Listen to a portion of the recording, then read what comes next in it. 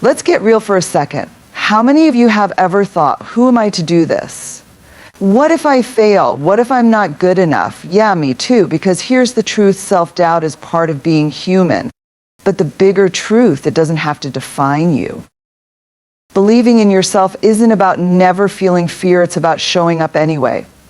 It's about raising your hand even when your voice shakes. It's about taking that first step when your knees are wobbly. And it's about understanding that courage isn't the absence of fear, it's moving forward despite it.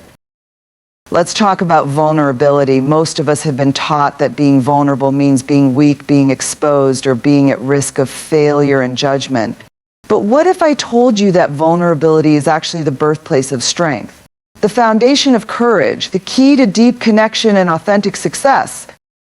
Think about the moments in life that truly mattered, the ones that shaped you, the ones that brought you closer to others, the ones that made you feel alive.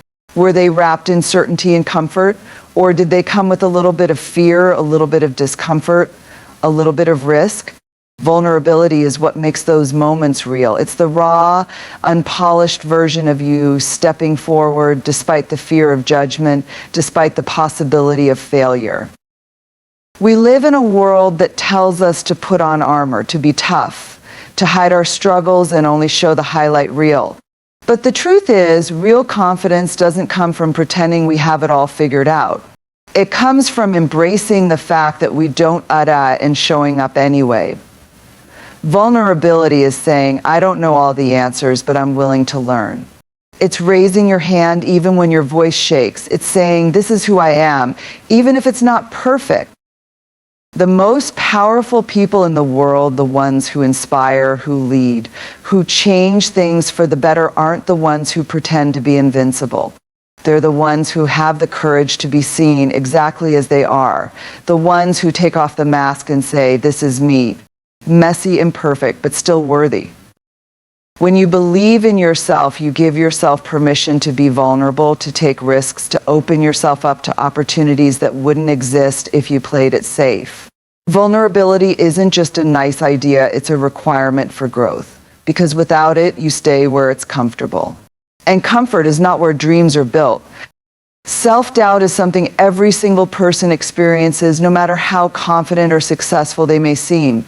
It whispers in the back of your mind, questioning your abilities, your worth, and your right to take up space. It tells you that you're not ready, that you don't know enough, that you'll fail.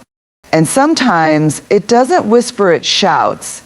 It gets so loud that it can paralyze you, keeping you stuck in the same place, afraid to take the next step. But here's what we don't talk about enough. Doubt is normal. It's wired into us as human beings. Our brains are designed to protect us from danger, and sometimes that means seeing risk where there is none. It means making us second-guess ourselves to avoid embarrassment, failure, or rejection. But just because self-doubt shows up doesn't mean it's telling the truth. It doesn't mean you're not capable, and it certainly doesn't mean you shouldn't move forward. Most of us think confidence is something we have to earn before we take action, but that's not how it works. Confidence is built through action, not before it. The people who succeed aren't the ones who never feel doubt, they're the ones who don't let it stop them. They've learned that doubt can ride in the car, but it doesn't get to touch the steering wheel. It doesn't get to dictate the direction of their life.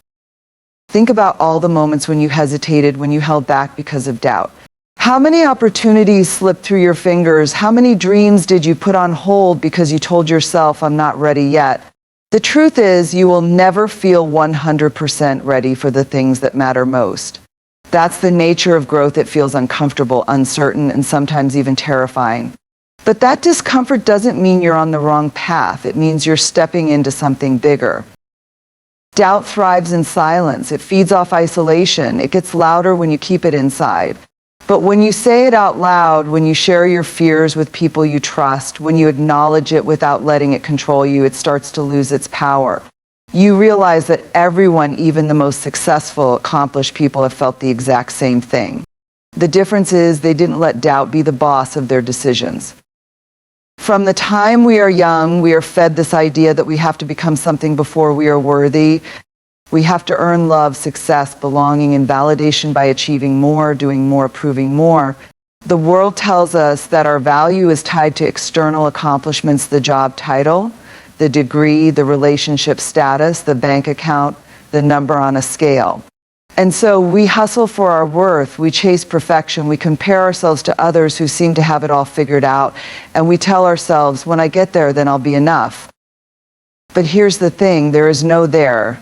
There is no magic moment when you suddenly feel worthy because you checked all the boxes.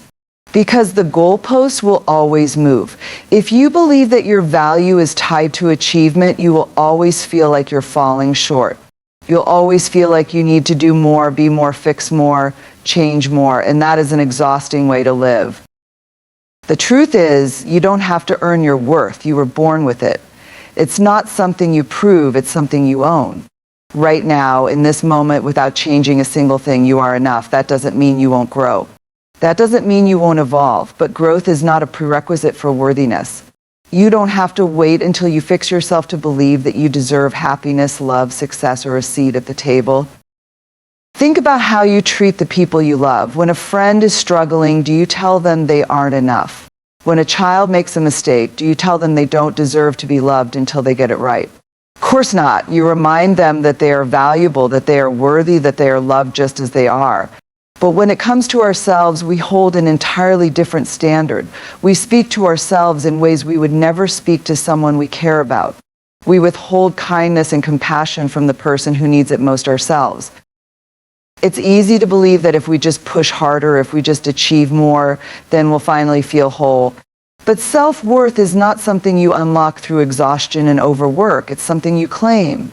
It's a decision to stop looking outside of yourself for proof that you are enough. It's realizing that you don't have to change who you are to be worthy of love, success, belonging, or joy, because you are. Every single time you fail, you are learning something that success alone could never teach you. You are developing grit. You are sharpening your skills. You are discovering what works and what doesn't. And most importantly, you are proving to yourself that failure is survivable, that it doesn't define you, that you are strong enough to keep going no matter how many times you fall.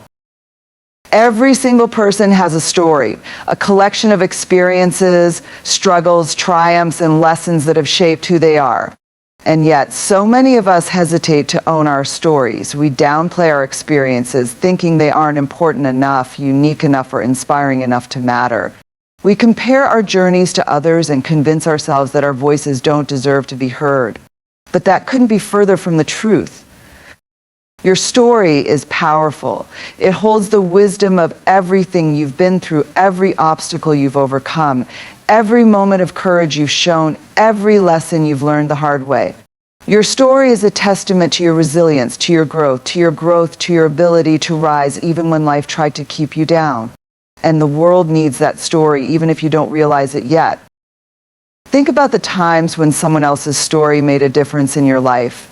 Maybe it was a book, a speech, a conversation with a friend, or even a stranger's words that resonated with you in a way you never expected. Those stories mattered because they reminded you that you weren't alone, that someone else had been where you are. That struggle is part of being human, but so is overcoming it. And just like those stories helped you, your story has the power to do the same for someone else. The problem is we are often our own worst critics. We tell ourselves that our struggles were insignificant, that we shouldn't talk about our failures, that people will judge us if we share the messy parts. We think that only the polished, perfected versions of ourselves are worth putting out into the world. But the truth is, perfection isn't what connects people. Vulnerability is. Honesty is. Authenticity is. People don't need another impossible ideal to compare themselves to. They need to see real, flawed, beautifully imperfect humans showing up as they are. And beyond that, owning your story isn't just about helping others, it's about helping yourself. Because when you embrace your journey instead of hiding from it, you step into your full power. You stop apologizing for who you are. You stop carrying the weight of shame and start recognizing the strength it took to get where you are today. You stop letting fear silence you and start realizing that your experiences, your perspective, your truth is something no one else in this world can offer. Too often, we wait for permission to take up space. We wait for someone to tell us that our story is important, that our voice is valuable, that we are allowed to be seen and heard. But no one can give you that permission except you. The moment you decide that your story matters is the moment you reclaim your power. Because the truth is, no one else has lived your life, no one else has walked in your shoes, and no one else can tell your story the way you can.